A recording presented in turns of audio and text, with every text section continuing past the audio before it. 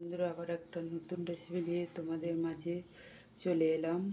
তো ফুলকপি আলু রেসিপি আছে। ফুলকপিটা আগে কেটে ধোয়া হয়ে গেছে। তো এবার আমি ফুলকপিটাকে ভেজে নেবো। তো একটু তেলটা গরম হোক।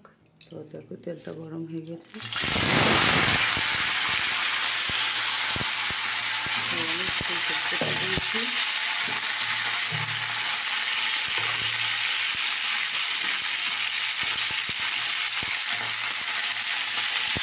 হলুদ দিলাম, একটু ভাজা ভাজা সঙ্গে দেখতে থাকে।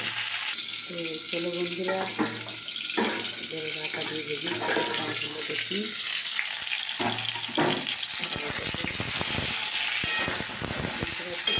একটু ভাজা ভাজা হয়ে গেছে। এবার আমি ঢেলে নেবো এটা।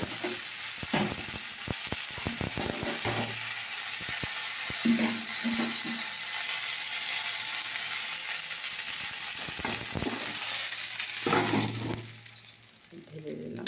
এবার আমি কড়াই চাপিয়ে দিয়েছি বন্ধুরা। তো কড়াই চাপিয়ে দিলাম। ফুল ভাজা, এটা ফুলকপি ভাজা হয়ে গেছে।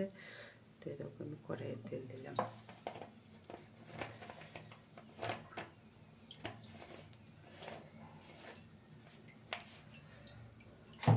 দেখো তেল দিয়ে দিলাম। এদিকে দেখো 5 ফোড়ন দিলাম।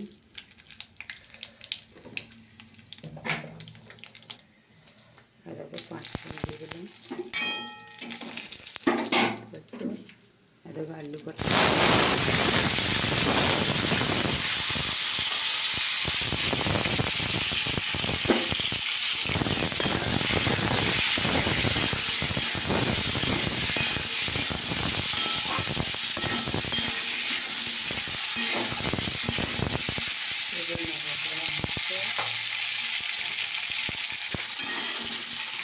এখানে আটা আছে, ওটাকে জিরে ছেড়ে দিলাম।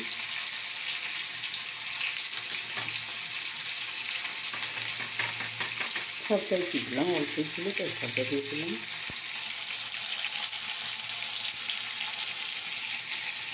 আর এখানে একটু হলুদ দিলাম, ওটাকে নুন দিয়ে দিলাম।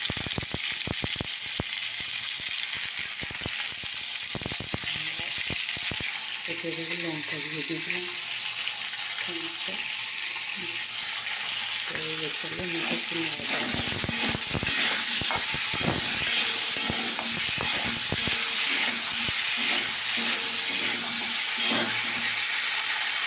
তো দেখো এবার আমি মশলাটা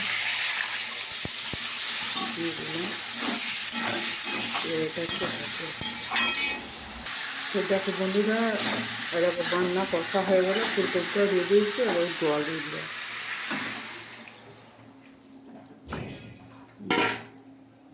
আর এদিকে এবার চা হয়ে গেছে।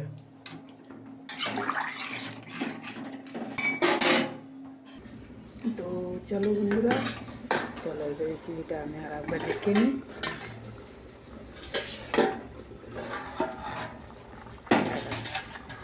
দেখতে পাচ্ছ